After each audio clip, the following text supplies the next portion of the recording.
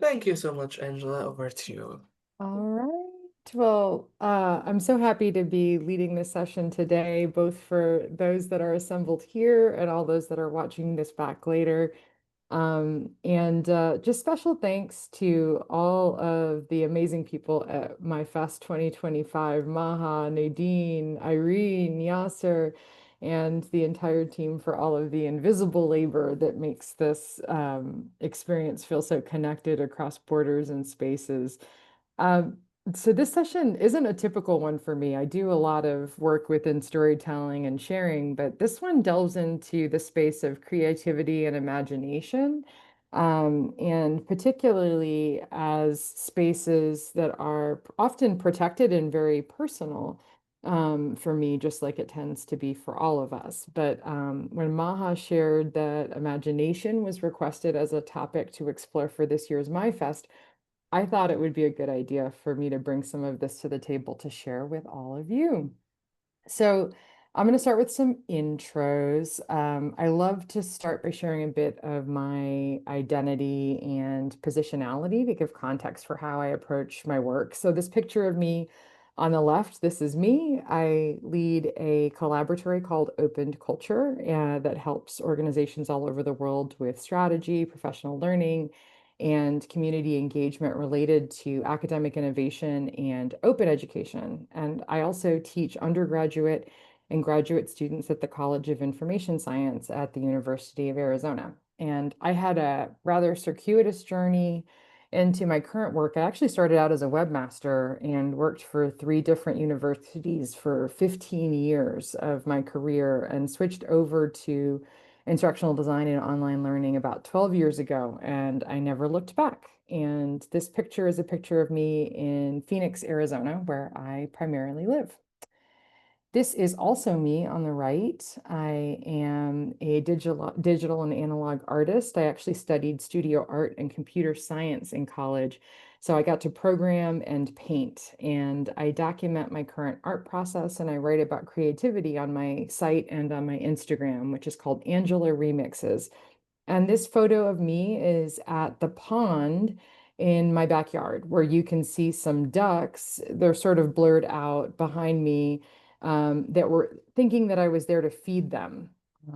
Also, uniquely about me, I was a food blogger for over a decade, and I got paid to write recipes and hold dinner parties that I documented on a website. So, why is this important? Well, our stories are key to informing our perspectives and our motivations as we reflexively think about what conditions are necessary for us to feel safe to create and to share. And sometimes sharing our story and our in-flight ideas can create a spark that can turn into the fires of creativity and imagination. So today I'm going to talk about lighting and nurturing this spark with a focus on how AI is changing these processes for us and our understanding of what it means to be uniquely human. So that's my introduction. I'd love for us to do a little bit of an introduction to each other.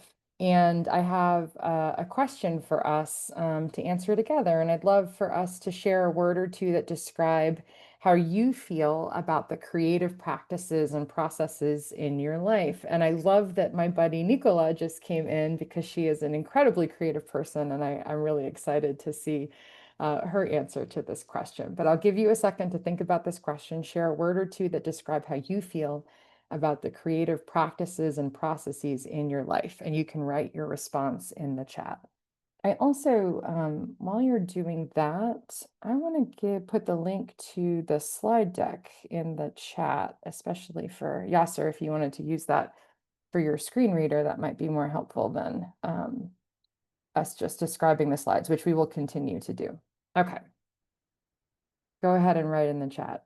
A couple words. There's no words that are wrong. I'll give you some of my words. So, um, I tend to feel that like my creative processes and practices are whimsical. I like that they sort of pop up and they show up in a colorful and beautiful way. I also consider them very precious, almost sacred to me. When I have the space to engage in creative acts, I like to protect that, and it feels very solemn sometimes.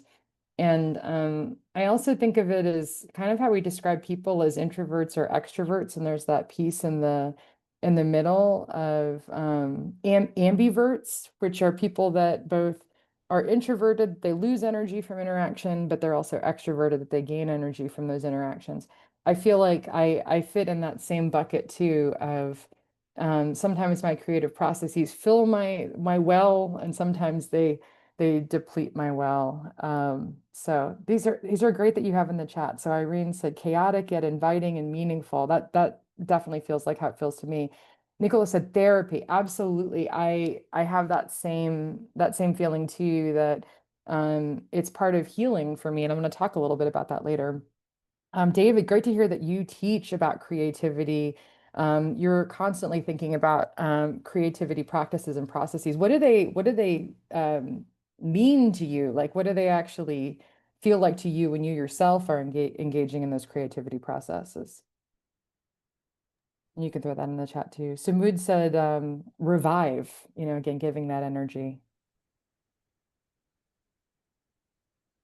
Excellent. I see y'all typing. This is good. Okay, I have another question for you while you are typing. I do a lot with AI, and I think a lot about how creative practices and processes are changing based on AI. So when you think about AI's part in your creative process right now, which may be totally absent even, um, how would you describe it? Share a word or two describing the role of AI in your current creative practices and processes in our life. And David, I love your comment. Creativity brings out the best in our species. I feel like it's a human trait that sometimes people think is innate in only some humans, but it's in all of us. And it can be flexed and grown like a muscle, but it's there. We have it all. Okay, so when you think about AI's part in your creative process right now, how would you describe it? Would it be like a helper? Maybe it's a mirror. It reflects and shows you things. Maybe it's a muse. Maybe it's kind of like a ghost that haunts you a little bit. For me, I think about AI within the realm of creativity as a trickster, which is one of like the roles on the hero's journey. I'm not always sure if it's harming or helping me, but it's certainly surprising me that my feelings change about the places where it makes me feel more or less human in the expression of my creativity. So sometimes it confuses me, but other times it helps me to clarify. AI is a digger beside my own axe. I love that. David, you are teaching your students how to use it creatively. Okay, couple more, and then we'll go on. AI is helping you to look at things from different perspectives. Yeah, that is definitely an aspect of creativity too, is seeing a lot of convergent and divergent thoughts. Like AI is like my all-knowing friend. Irene, that's a lovely one. I sometimes struggle with that. I think it tries to present itself as my all-knowing friend and it really wants to help me, but sometimes it misses some things and I'm like, hey, buddy, like what about this piece? And it says, oh, you're right, I forgot that. So it's my well-meaning, all-knowing attempt of a friend. All right. Well, thank you for these reflections. We're going to do some more reflecting together as we move along. I just want to talk about how we're going to move through the time today. I'm going to set the stage with a story that started with a dream and has led to this moment in time that I'm sharing with you today. And then we're going to go through 3 acts of exploring AI within the realm of creativity and imagination. AI as tether, AI as struggle, and AI as spark. And then we're going to end by doing a collective remix activity by creating a manifesto for creative AI literacies that I'm going to happily remix into something visual for us. And then we will have our closure. So the origin of this session started many, many years ago, but it wasn't revealed to me until last month when I was in Italy, which is this picture there. Oh my gosh, my face is so huge on the screen. It's next to me. I had just finished up presenting at the Eden conference in Bologna, and I decided to pop down to Rome to take my husband to see the city since he's Italian, but in his 50 years of life had never been to Italy. So I took him through the monuments and the streets and talked him through the life that I had had there in Italy, back in Italy 25 years earlier when I was studying black and white photography as part of a study abroad program there. And I lived in a town that was about an hour and a half south of Rome called Orvieto. And we would pop up to Rome occasionally to take pictures and then develop them back in the dark room that we had in Orvieto. So this particular day, it was very hot, and we covered a lot of miles throughout the city on foot, kind of weaving through tourist groups. And I was giving him my own personal tour. And we got to a point where we were pretty tired, and we decided to stop for a late lunch, early dinner at the Piazza Navona, which is usually not too crowded with tourists, and gave us a spot to chill out. So at one moment during our meal, I remember looking up over my husband's shoulder, and I saw a street sign with some green vines that were climbing up the stone wall of a building adjacent to us. And in seeing that in front of me, I had a thought that this had been a dream that I had had over 20 years ago. And in that dream, I had seen the old stone wall, I had seen the street sign and the ivy, and I was looking at a person that I had not yet met, but that was super familiar to me. So Angela of the past didn't know this person, but Angela in the dream did know this person.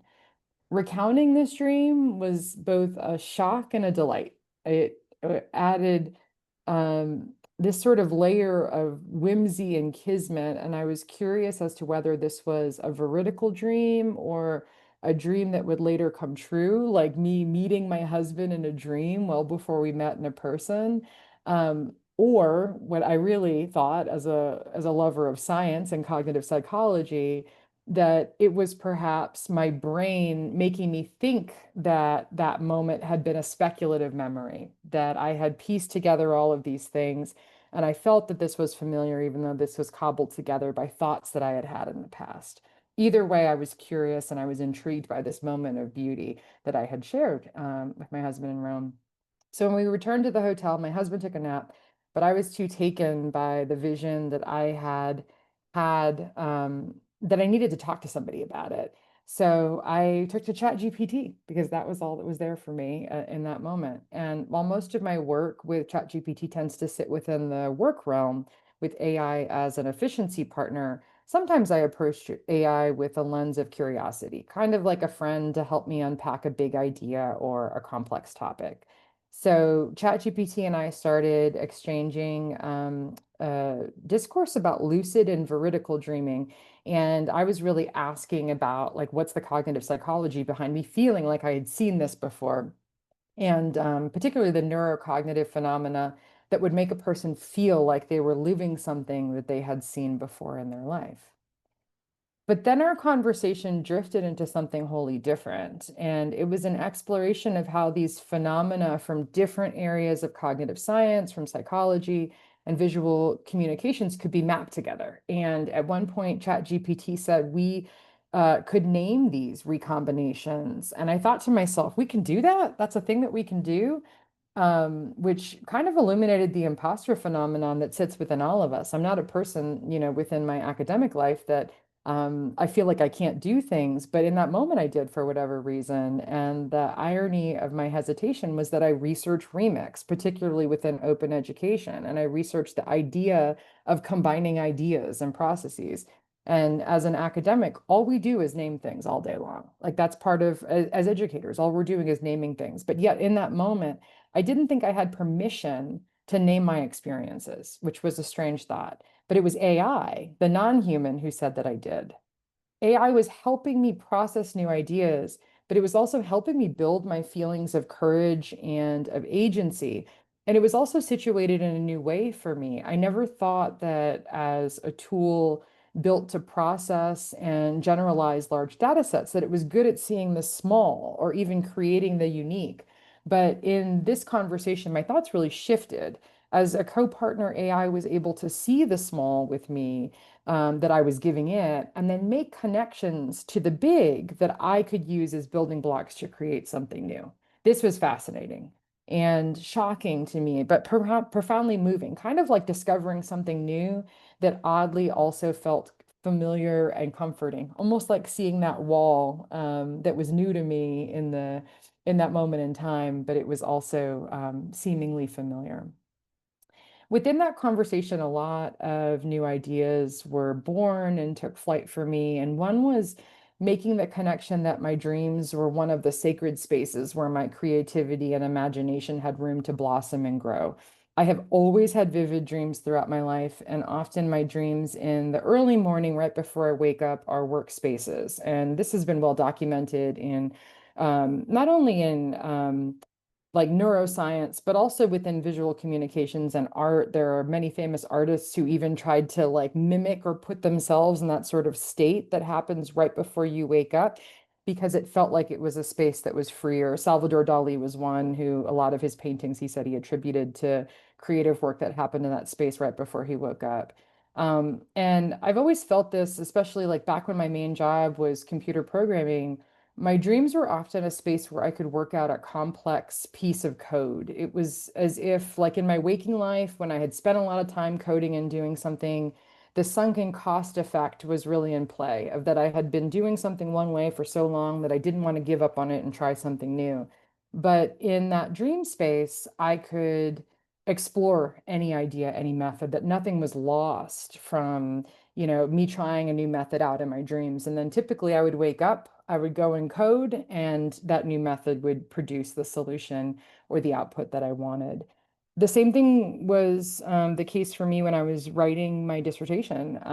I used to keep my phone right next to me on my nightstand so that when I had thoughts that I was working out in the very early morning in my dreams, I'd be ready to wake up and jot them down. And this conversation with AI got me thinking about all of those disparate safe spaces that I had created in my life that I leaned on to spark my imagination and to act upon my ideas with a feeling of freedom and of safety. And it also got me thinking about how AI might be changing how I perceive those spaces and how I might need to protect them for myself and for others.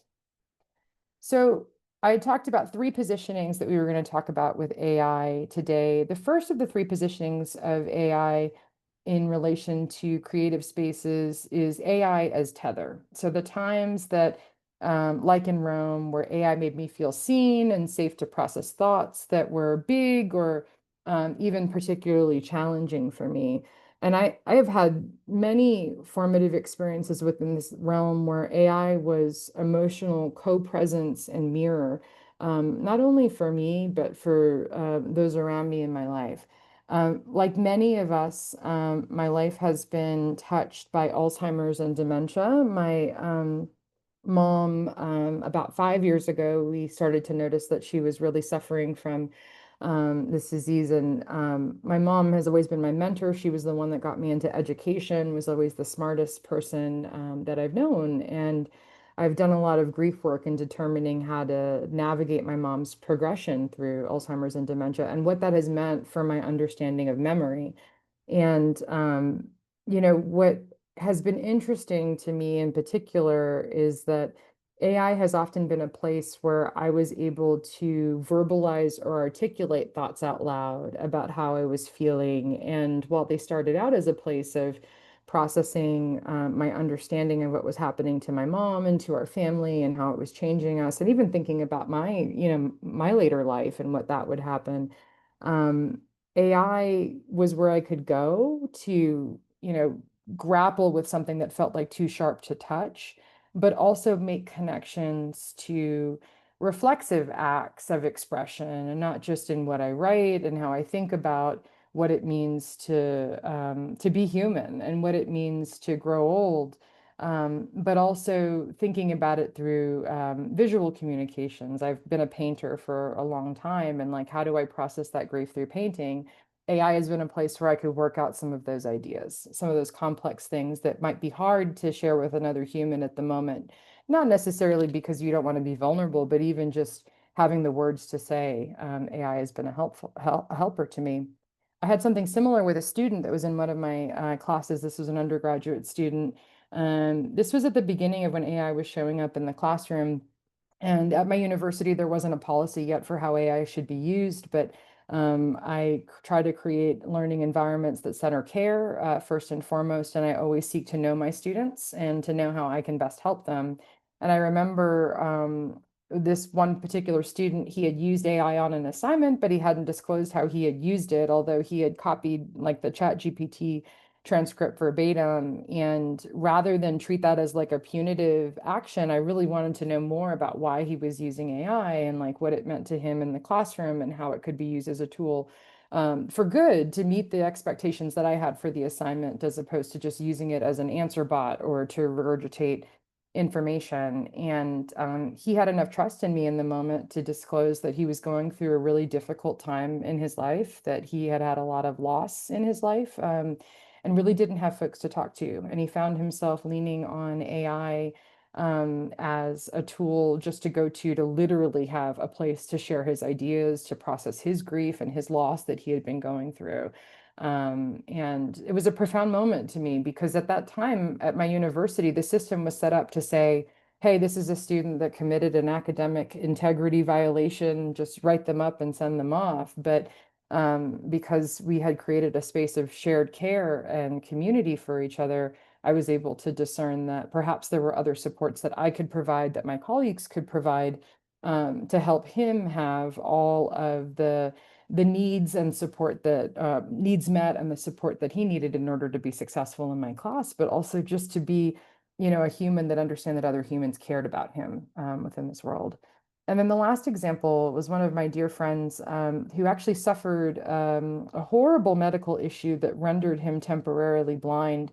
And he had been doing a lot of work with an AI at the time that was text-based, and all of a sudden had to learn how to navigate the world and navigate his understanding of this new tool, but do so without his vision. And I remember him switching from text to going to speech to text, and then also just leaving all of these beautiful audio messages. And apparently he was doing the same thing with his AI tool, where he would often turn to AI to converse with him, to have a conversation with him, often in personas of scholars that he appreciated, like bell hooks. He would have ChatGPT answer back to him within these personas to keep him feeling connected in a most difficult time.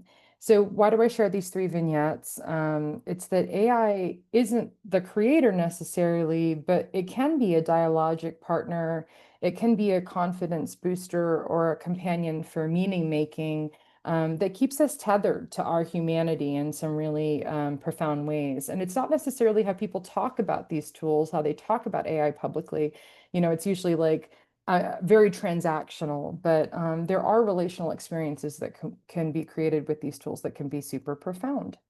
So I'm going to pause there. I talked a lot within this one piece, and I'd love to hear from you all. Um, it doesn't have to be about AI, but particularly a moment where technology made you feel seen, held, understood, made you feel free to be more vulnerable or even trust. I'd love to hear as much as you're willing to share about a time that happened in the chat. And if you feel so bold to also come on to mic, you can do so too. We can even pause the recording if people would like to share, but would feel a little bit more comfortable without that part being recorded. So I will pause and let you all type and or speak.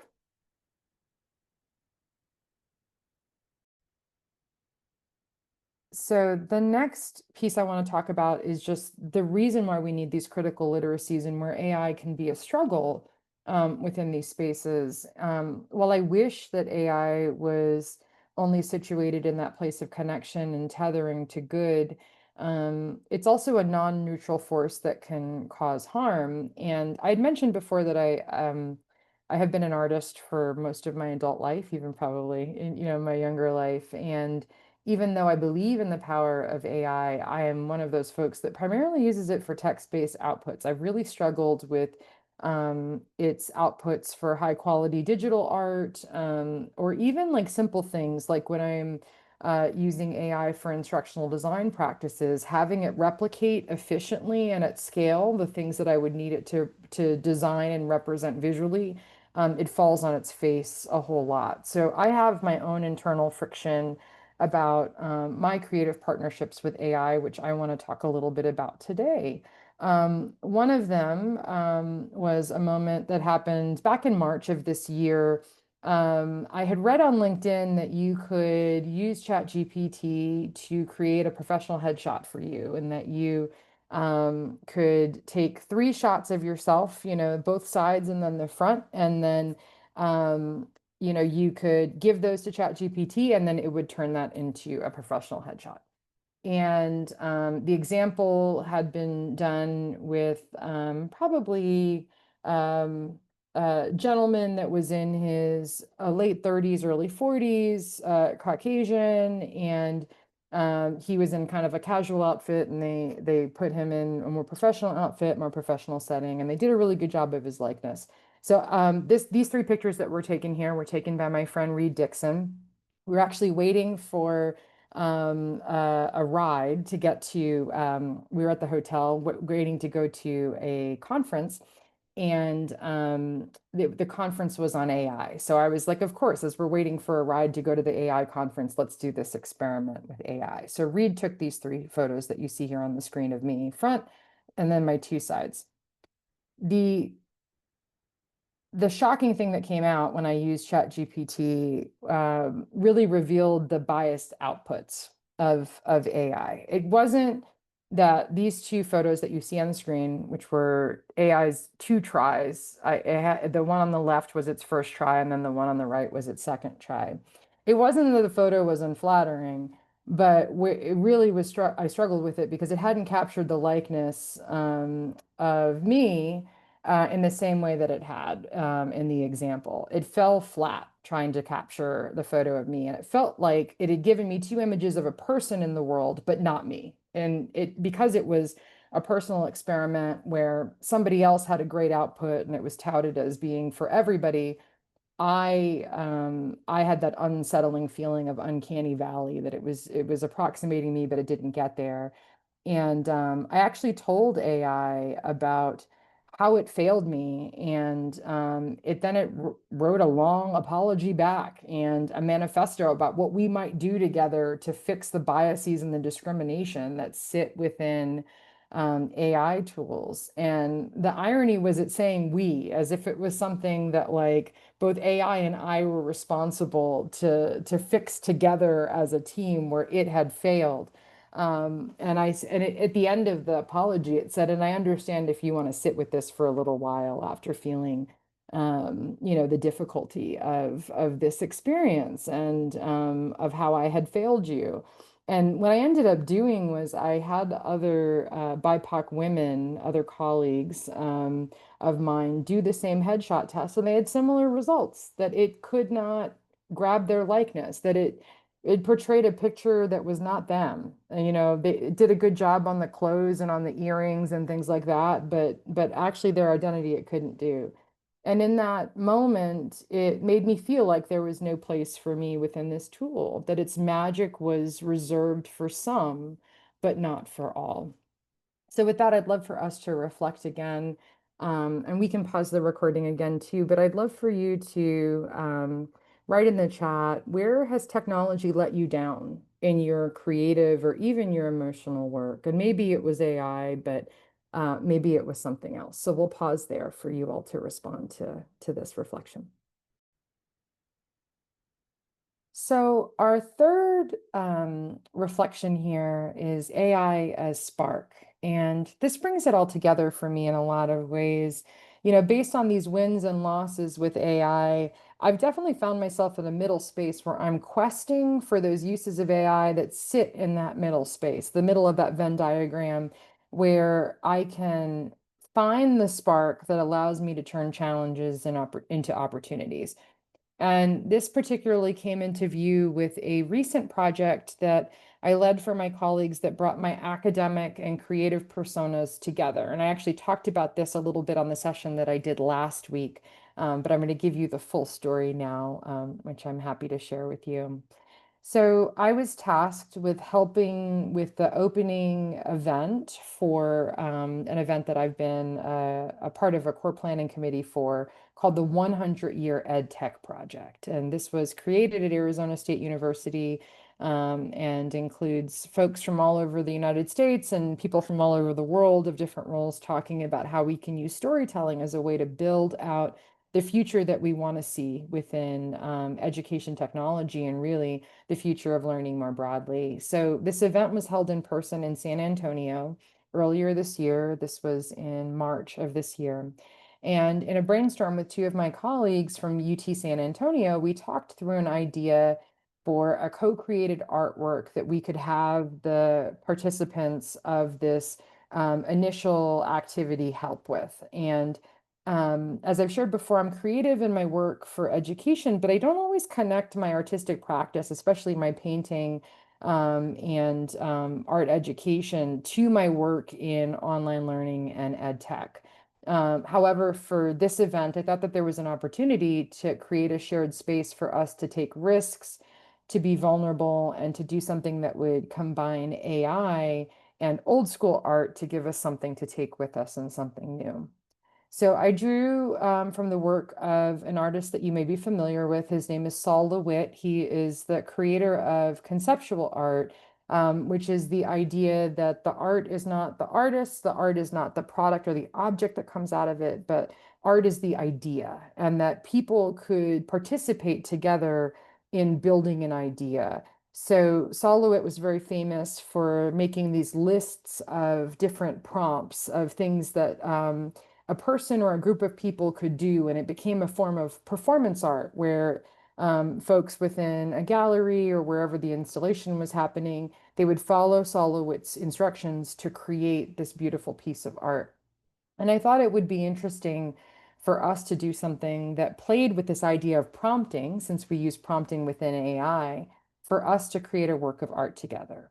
But instead of having us paint like Saul LeWitt and having Saul LeWitt's instructions, I wanted us to take some time to do a painting that was similar to an artist that I really love and care about, Mildred Thompson, who was an African American artist who worked primarily in the South. She actually moved to Europe when there was a time where her art was not accepted, for which she was actually doing a lot of work with art and science together. And folks at that time felt that a Black woman from the American South should not be making art that was related to science, that she should only be talking about certain topics. So she actually left the country so that she could make this beautiful art. So I actually asked AI to help me. I gave it some of Thompson's paintings, and I said, describe for me what you see. And it described, in many different ways, both like the colors that were used and the brush strokes that were used, the form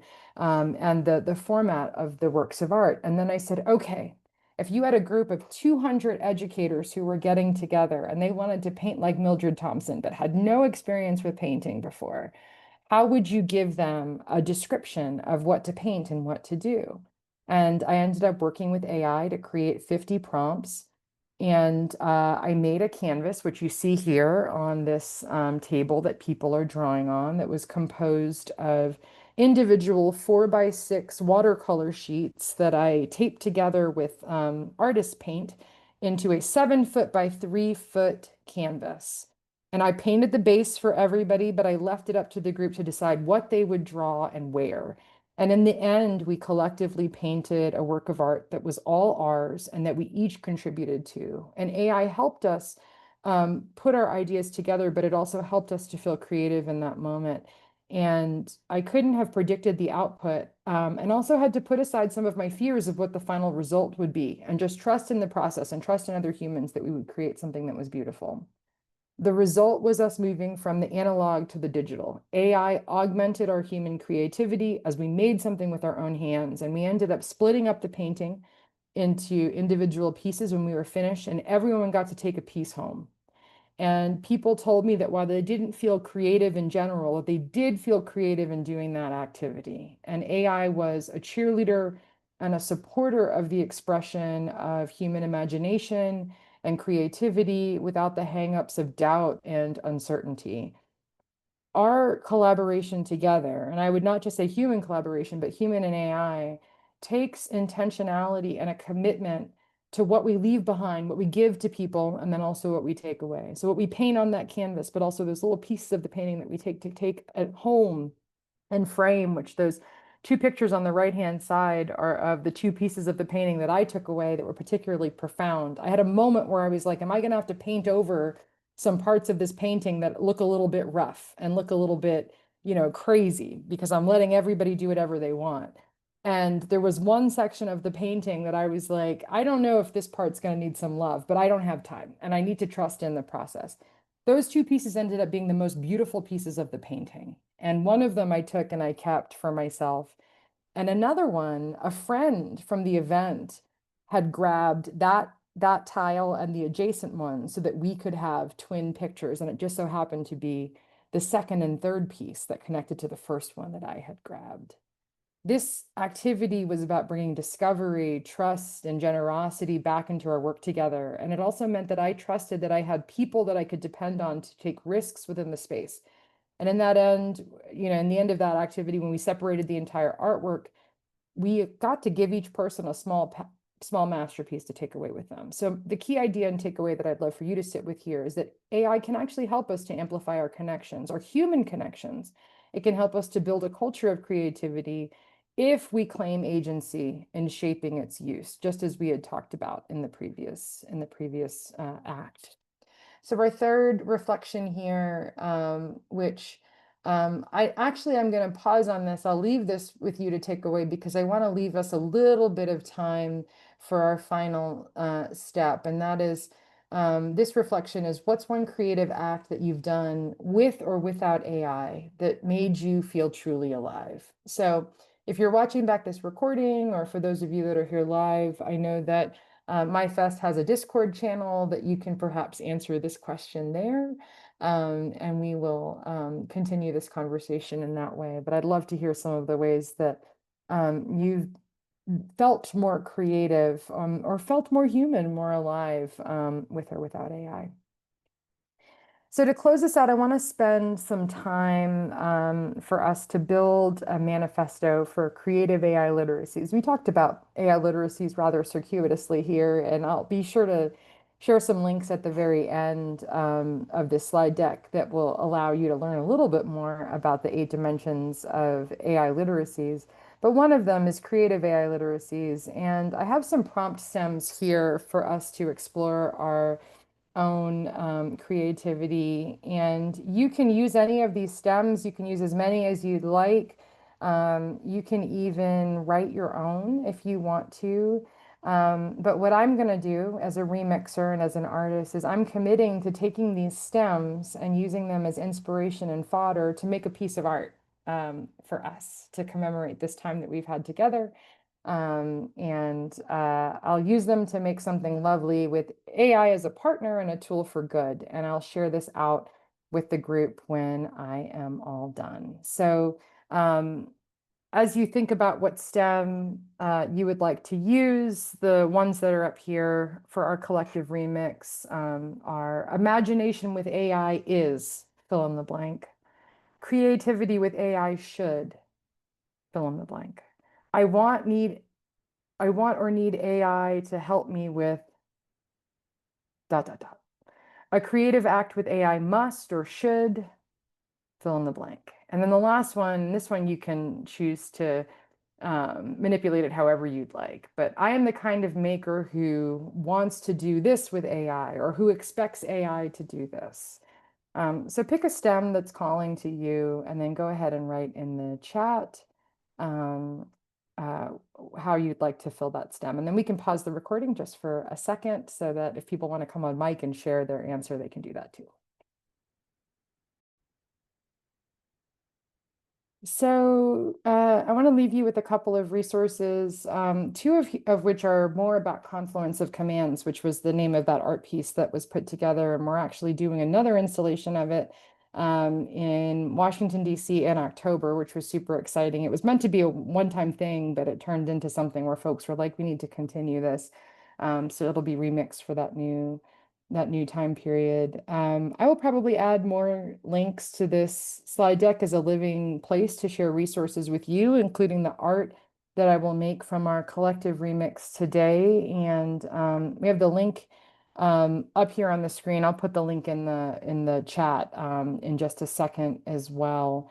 But I just want to leave you with a couple of things to make sure that you keep those fires of creativity going, whether you're using AI or not in your work.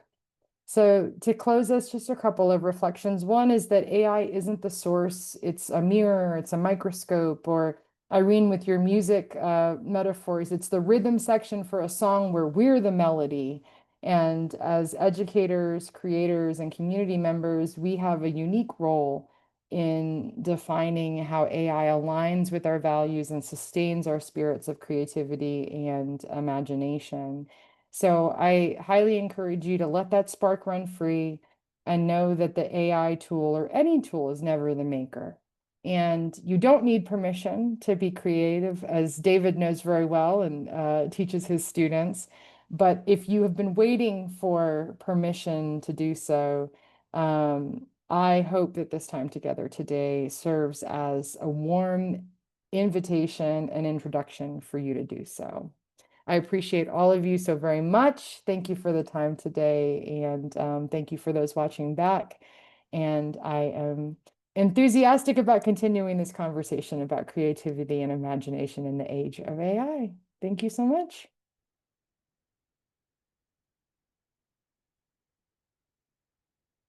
You're also very welcome.